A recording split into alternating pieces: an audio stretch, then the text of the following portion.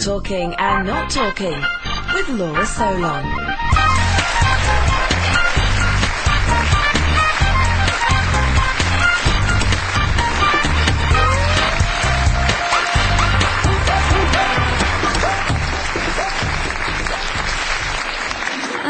Not when I was growing up, no. My mother wouldn't have any animals in cages, you see, so hamsters, guineas, bears, they were all off limits. She always said if you put an animal in a cage, it will study you, find your weaknesses, and then use them to destroy you. On the other hand, she also said she invented wheelie bins. And she didn't.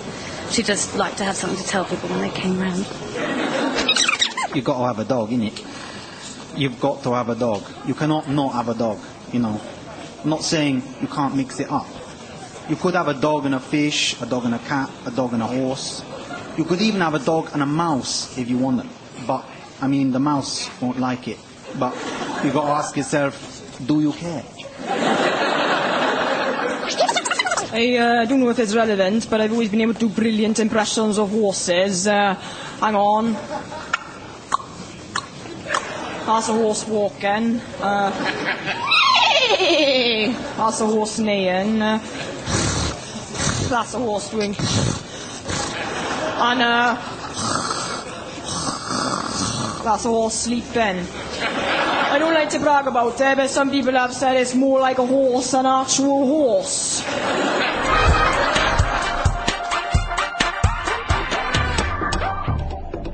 It's hard to believe, but we used to live in a house, didn't we, Nigel? Yes, we did. A plain, boring, everyday, ordinary, detached, ordinary, red brick house. Always been a house, never been anything else. I don't know how we put up with it, I really don't. But then last year, we moved into a barn conversion.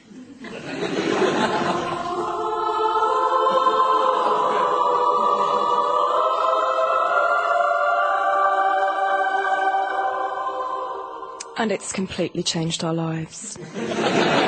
It used to be a barn, do you understand? A dusty, lean-to outhouse for tractors and sheeps. But now it's an astonishing 3-bedroom dwelling with underfloor heating and, wait for it, 2 Argas. People respect us now, they do. They say, do you see that couple, Nigel and Sally? They live in a barn conversion. Stop it. They do. I don't believe it. I'll believe. My sister is afraid to ring me now. Of course she is. She says it makes her feel useless. And I've said to her, what is it? Is it the space? Is it the 2 en-suites?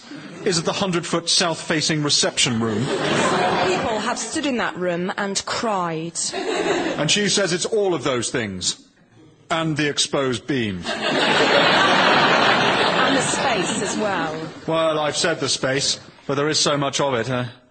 Yes, you're right, it's worth saying twice.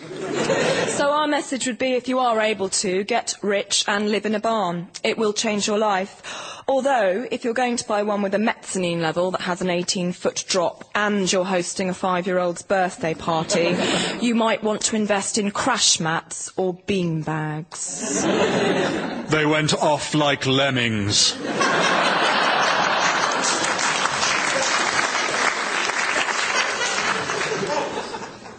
As far as I can make out, there's been a bit of silliness in the library. The room with the books.